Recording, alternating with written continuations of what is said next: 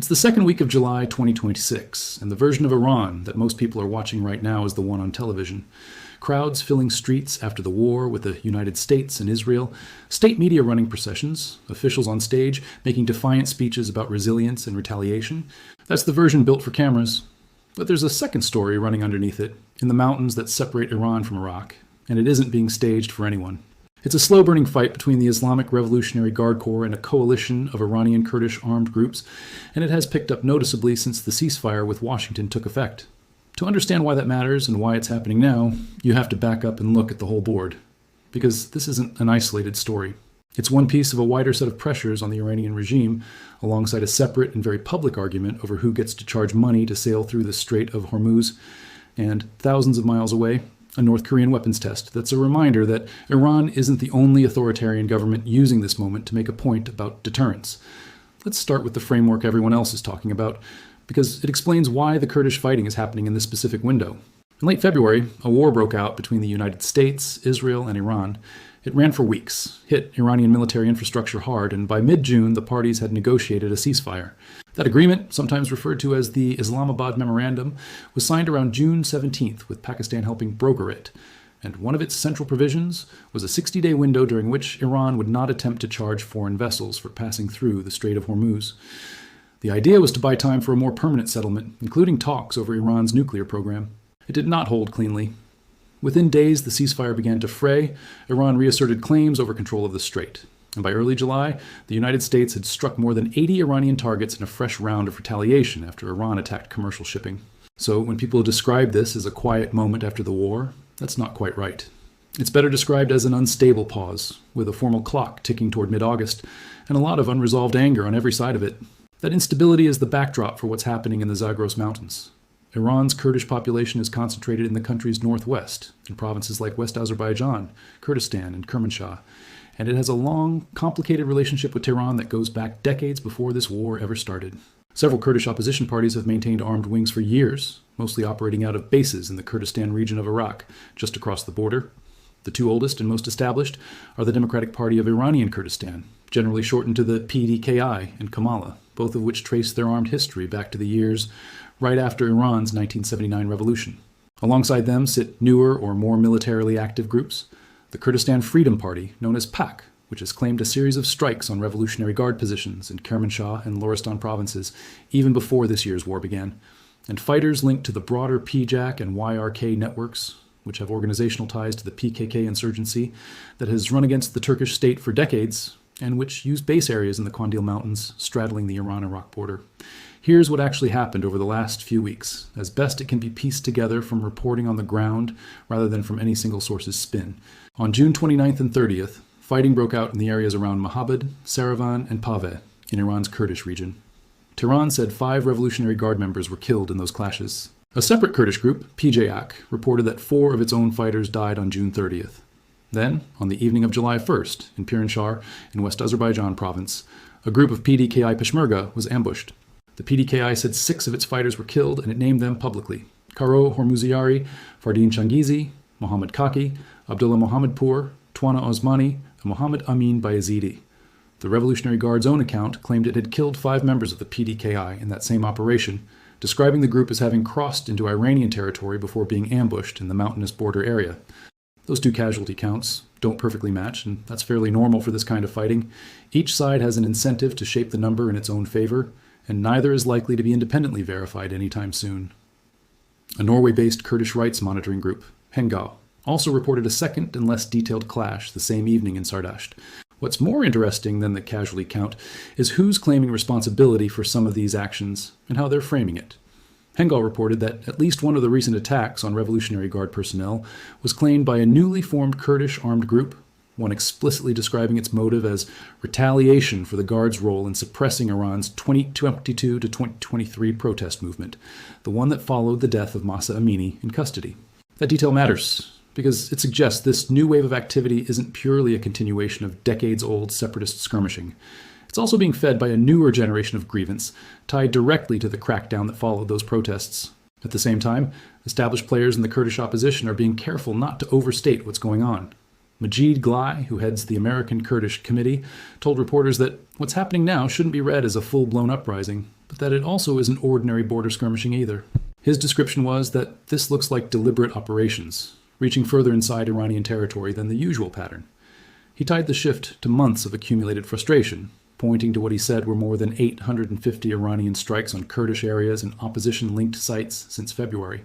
Attacks, he said, had killed at least 6 civilians in the Kurdistan region of Iraq alone.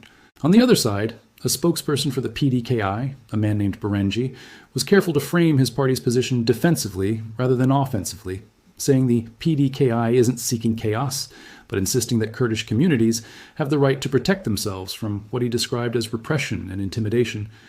He described the party's long-term political goal as a democratic, pluralistic federal Iran, not a breakaway state, which is a distinction Kurdish parties in Iran have generally been careful to maintain, partly because full independence movements tend to alienate potential allies both inside and outside Iran. Iran's response to this uptick has been to hit back across the border into Iraqi territory rather than to try to fully seal its own side of the line, which its own military planners know is close to impossible in that terrain. On July 1st and 2nd, the Revolutionary Guard struck a camp belonging to the Kurdistan Freedom Party near Erbil, in Iraq's Kurdistan region, using a combination of ballistic missiles and drones. Local residents posted videos showing large fires at the site. Within that same 48-hour window, Iranian strikes also hit camps belonging to at least 2 other Kurdish dissident parties elsewhere in Iraqi Kurdistan, using missiles, rockets, and drones. This is consistent with the broader campaign Glai referenced, the reported 850-plus strikes since February, and it tells you something about Iran's actual strategic problem here. Missile and drone strikes are effective against fixed infrastructure, buildings, vehicle depots, anything that sits still and can be located by satellite or informant. They are much less effective against a dispersed mobile insurgent network that has spent decades learning to live in mountain and cave terrain, specifically because that terrain neutralizes air power. So even as Iran racks up a strike count that looks impressive in a press release, it's spending a finite inventory of drones and missiles against a target set that, by design, is hard to permanently destroy. The terrain itself deserves some explanation because it's not just color commentary, it's the actual reason this insurgency has been able to survive for as long as it has. The Zagros Range, which runs along a huge stretch of the Iran-Iraq border, includes ridgelines well over 10,000 feet, narrow valleys, and a network of caves and tunnels that Kurdish fighters have used and expanded for decades, going back to earlier phases of conflict with both Saddam Hussein's Iraq and the Islamic Republic. This is publicly known, well-documented terrain, not a secret. It's the same general area where a downed American aviator during the earlier stage of this year's war reportedly had to evade capture using that same cave and ridge network before being recovered. Helicopters struggle at that altitude because thinner air reduces lift, which limits both their operating ceiling and how much weight they can carry, meaning close air support in these valleys is inherently harder to sustain than it would be over flatter terrain. Roads through many of these areas are limited to single routes along valley floors, which is exactly the kind of geography that has favored ambush tactics against convoys throughout the history of mountain warfare, from the Caucasus to Afghanistan to here. None of that is a revelation to Iranian military planners. It's the reason this border region has never been fully pacified, despite decades of intermittent Iranian offensives against Kurdish armed groups operating from it. There's also a human intelligence dimension that's arguably more important than anything happening with drones or satellites. The PDKI in particular has operated inside Iran for a long time, not just as fighters staged across the border, but as a political organization with sympathizers embedded in Kurdish majority Iranian cities. That kind of network, people who can watch checkpoint schedules, vehicle movements, and guard troop rotations from inside Iranian society and pass word back out, is a form of intelligence gathering that doesn't show up on any satellite feed and that Iranian counterintelligence has never fully rooted out. It's worth being honest about the limits of what's known here, too. Reporting from Reuters and the New York Times earlier in the year described discussions inside the United States and Israeli governments about whether to provide material support to Kurdish factions, and President Trump made public comments suggesting he wanted Kurdish forces to succeed. But reporting from analysts following the Kurdish parties closely has also noted that when this was first raised back in March, several of the groups were openly skeptical about entering an offensive role in Iran, in part because of mixed signals from Washington about how far that support would actually go, and in part because Persian nationalist opposition figures and other Iranian minority groups have historically been wary of anything that looks like it's being coordinated with foreign militaries, which risks discrediting the Kurdish party's argument that they're a legitimate domestic political movement rather than a foreign proxy. So while there's real reporting behind the idea that outside intelligence support has been discussed, Anyone telling you with certainty exactly what surveillance assets are currently overhead, or what's already been delivered to Kurdish units on the ground, is speculating well beyond what's actually been confirmed publicly. The honest version of this story is that there's a documented policy conversation happening in Washington and in allied capitals, and there's a documented uptick in Kurdish operational tempo inside Iran. And reasonable people can debate how tightly connected those two things currently are, because the public record doesn't settle it either way yet. What is fairly well established is the state Iran's own security establishment is in politically, though it's worth separating what's confirmed from what's rumor. Commanders across the Revolutionary Guard's senior ranks were killed or replaced during the February to June war, and the organization has spent the weeks since trying to reconstitute its command structure, while simultaneously managing a ceasefire it doesn't fully trust and a domestic insurgency it can't fully suppress. Analysts covering the Kurdish parties have pointed out that this timing, an insurgency accelerating precisely when the regime's chain of command is at its most disrupted, is not a coincidence Kurdish leaders are shy about. It's the argument Glei was making directly. This is deliberate, and it's timed. Whether that pressure translates into anything resembling a broader unraveling of the regime is a much bigger question than anyone covering these specific clashes can responsibly answer right now. Insurgencies in this exact region have flared before, going back to well before this year's war, without producing regime collapse, and Iran has repeatedly shown it can absorb sustained losses along this border without its central authority breaking down. The more grounded read is that this is a serious, real, and currently escalating security problem for Tehran, layered on top of an already exhausted and internally divided leadership, rather than a single decisive turning point. Now step back out to the bigger picture, because the Kurdish fighting isn't happening in isolation from the ceasefire's other major fault line, which is money. Specifically, who gets to charge it for the right to sail through one of the most important waterways on Earth. The Strait of Hormuz carries roughly a fifth of the world's seaborne oil. Under the ceasefire framework signed in mid-June, both sides agreed the strait would remain free of charges for a 60-day window while broader negotiations continued, putting the expiration somewhere around the middle of August.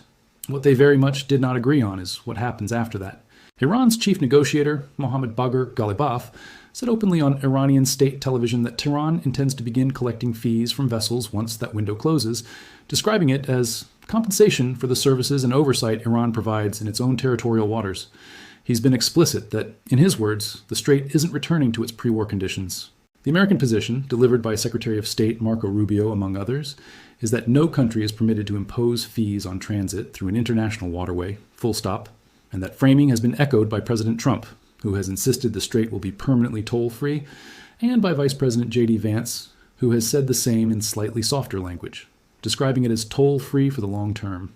Iran has pushed back on the word toll specifically, insisting what it's proposing are service fees rather than a toll in the way Washington is characterizing it, which might sound like a semantic dodge, but it matters diplomatically, because a service fee tied to safety, pilotage, or environmental oversight has a plausible legal argument behind it under maritime law, in a way that an outright toll on passage through an international strait generally does not.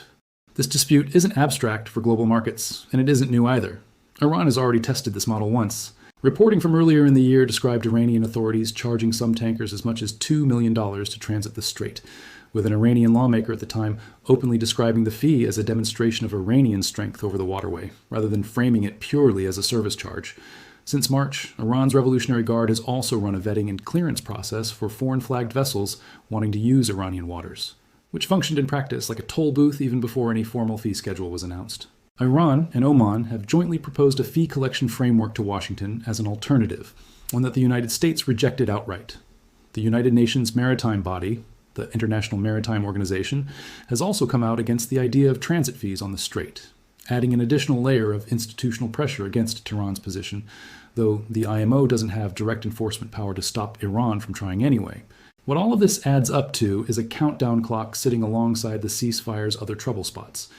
If the diplomatic track between Washington and Tehran hasn't produced a durable agreement before that 60-day toll-free period lapses in mid-August, there is a real structural incentive for Iran to test the boundary again, and a real structural incentive for the United States to respond forcefully if it does, given how explicitly both Rubio and Trump have staked out the position that this simply will not be tolerated. Shipping through the strait has been recovering since the ceasefire, though not yet back to pre-war volumes, and that recovery is itself fragile enough that a renewed confrontation over fees, even a rhetorical one, could easily spook tanker operators and insurers well before any actual blockade materializes. It's worth pausing on why these two stories, the Kurdish fighting and the Hormuz fee dispute, are worth discussing together rather than as separate headlines. They're both symptoms of the same underlying condition: a ceasefire that stopped the shooting between state militaries without resolving any of the deeper disagreements that caused the war in the first place. Iran came out of the February to June conflict with its conventional military badly bruised, its air defenses degraded in places, and its command structure disrupted, and it's using the tools it still has left, asserting control over the strait through pricing and pressure, and reasserting control over its western border through force, because those are the levers still available to a government whose military options against the United States and Israel directly have narrowed considerably. Both stories are also proving harder to fully close out than either side probably expected when they signed the ceasefire in June, and both have hard deadlines or flashpoints sitting only weeks away, which is part of why analysts watching this region are treating mid-August, when that 60-day window expires, as a genuinely important date rather than a symbolic one. Now shift entirely, because there's a third story worth putting on your radar, even though it's happening on the other side of the planet and isn't directly connected to Iran. On July 3rd, North Korean state media reported that Kim Jong-un personally oversaw a round of weapons tests aboard a new naval destroyer called the Kangkan. According to the North's official Korean Central News Agency, the tests included the launch of a strategic cruise missile, along with evaluations of the ship's naval artillery, automatic cannons, electronic warfare systems, and its target detection and fire control capabilities. South Korean and American military intelligence reportedly picked up the cruise missile launch as it happened, tracking it toward the East Sea. The Kangkan is a roughly 5,000-ton vessel, part of North Korea's Choe Haeyeon-class destroyer program, generally described as the largest and most heavily armed class of surface ship North Korea has built domestically, carrying somewhere around 74 vertical launch cells capable of holding a mix of cruise missiles, anti-ship weapons, and surface-to-air interceptors. This is actually the second ship in that class. The first, the Choe Haeyeon itself, was commissioned into active service just weeks earlier in late June, with Kim marking the occasion by declaring that his Navy's path toward nuclear-armed capability was proceeding according to plan. Notably, the Kangkan isn't a brand new story in the sense of the ship itself. It partially capsized during its own launch ceremony roughly a year earlier, an embarrassing setback that Kim publicly blamed on what he called absolute carelessness and irresponsibility among the officials involved, and it had to be repaired before these most recent trials could even take place. Kim used the occasion of these tests to reiterate his broader naval ambitions, saying he wants to see 2 ships of this class built every year for the next 5 years, and outlining separate plans for an even larger class of 10,000-ton warships down the line. After watching the tests, he ordered officials to complete the Kangkan's trials and formally commission it into active naval service within 2 months, which some analysts covering North Korean state messaging have suggested may be timed to line up with an upcoming political anniversary, though North Korea hasn't confirmed that connection itself. The strategic logic behind all of this is fairly straightforward, even if the execution has been rocky. North Korea's Navy has historically been the weakest and least modern branch of its armed forces, dramatically behind its missile and nuclear programs in terms of investment and sophistication. Kim has been explicit in his own public remarks that naval modernization is now a priority precisely because it closes that gap, and specifically because a sea-based platform capable of launching nuclear-capable cruise missiles gives Pyongyang a second and more survivable delivery method beyond its existing land-based missile forces, which are easier for American and South Korean intelligence to track, and, in a conflict scenario, easier to target preemptively. None of this is happening in a vacuum either. It's unfolding while the United States, South Korea, Japan, China, and Russia are all separately adjusting their own military postures across Northeast Asia. And it's a useful reminder that even while global attention is locked onto the Middle East, Pyongyang is using the same period to quietly bank a series of tangible military milestones, 1 ship class commissioned, a second now moving through weapons trials, without much pushback breaking through the broader news cycle. It's also worth putting some historical weight behind the phrase decades-old separatist grievance, because it explains why Iranian Kurdish parties keep surviving despite everything Tehran throws at them. Kurdish autonomy movements inside Iran predate the Islamic Republic itself, stretching back to the short-lived Republic of Mohammed in the mid-1940s, and the PDKI's own armed history runs continuously from the early 1980s, when it fought a bloody and unsuccessful war against the newly established Islamic Republic in the immediate aftermath of the 1979 revolution. Kamala has a parallel history rooted in the same period, initially organized around a more explicitly leftist political program before evolving, like the PDKI, toward a platform built around federalism and minority rights within a future democratic Iran rather than outright secession. That distinction, federalism instead of independence, isn't just messaging. It's a strategic choice these parties have made repeatedly over 40-plus years, because full secession tends to unite Persian nationalists, other minority groups, and the security establishment against them all at once, while a federalism platform leaves room for alliances with non-Kurdish Iranian opposition figures who also want to see the current government replaced or reformed. That's part of why you see PDKI spokespeople so consistently careful in their public language, describing self-defense rather than offense, describing a pluralistic Iran rather than a Kurdish state. It's a decades-old political discipline, not an improvised talking point invented this month. It's also worth being clear-eyed about what insurgency actually means in a context like this, because the word can conjure an image of a unified army moving towards some capital, and that is not what's happening here, nor is it what any of the parties involved are describing.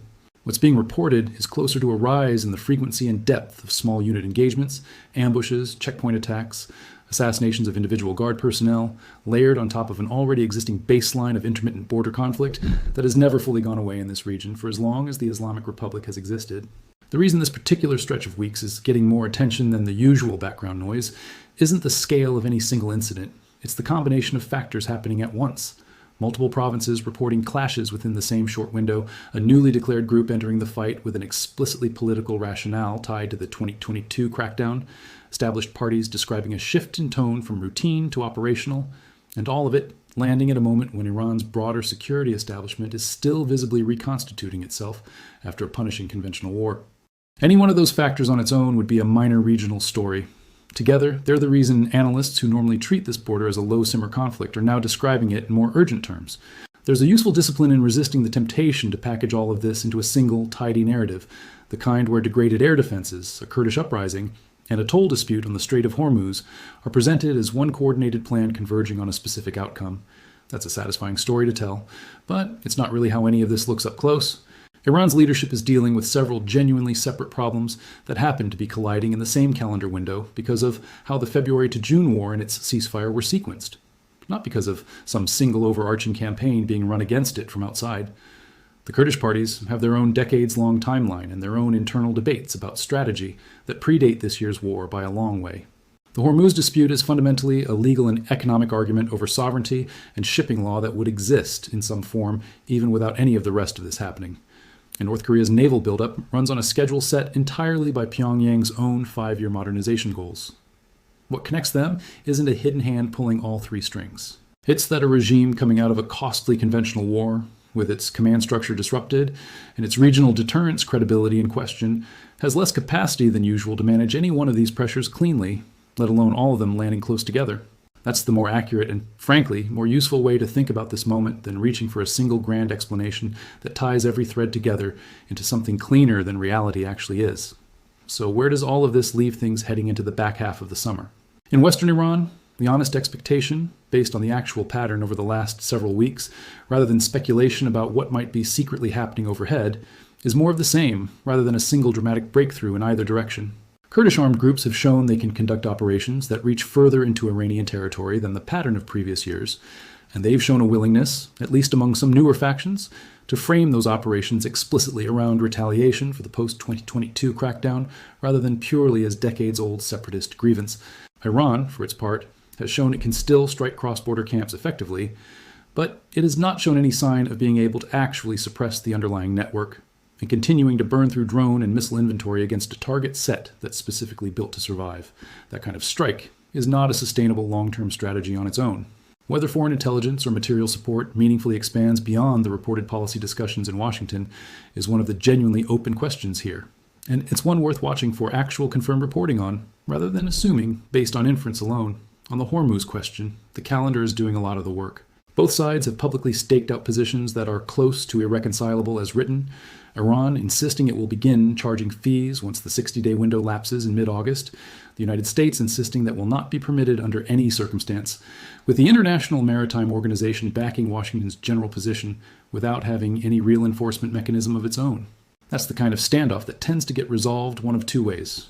Either a genuine negotiated settlement gets reached before the deadline, likely involving some face-saving language that lets Iran call whatever emerges a service arrangement rather than a toll, or the deadline passes without one, and the test comes quickly afterward in the form of an actual attempted fee collection, an American response, and a fresh spike in tension over a waterway that a fifth of the world's oil trade depends on. Markets have already shown they're sensitive to exactly this kind of uncertainty, and shipping volumes recovering from the earlier closure are still fragile enough that renewed friction, even short of another closure, could ripple through insurance costs and freight rates well before anything resembling an actual blockade happens again. And in the background of both of those stories sits North Korea, methodically working through its own naval modernization timeline on a schedule that has nothing to do with what's happening in the Middle East, but that benefits from exactly the kind of divided global attention this moment provides. A newly commissioned destroyer, a second one moving through trials with a 2-month deadline attached to it, and a stated ambition to build several more of these ships every year, while also developing a larger class beyond them. None of that requires a crisis in Iran to keep moving forward, and it's a reminder that regional crises rarely stay contained to their own region when it comes to how the rest of the world reads and reacts to them. 3 stories, 3 different parts of the world, and one common thread underneath all of them: post-ceasefire. Post-conflict periods are rarely as settled as the word ceasefire implies, and the weeks immediately following one are often where the next set of pressures quietly starts building well before they force their way back onto the front page. If there's a single practical takeaway worth carrying forward from all of this, it's about what to actually watch, rather than what to assume.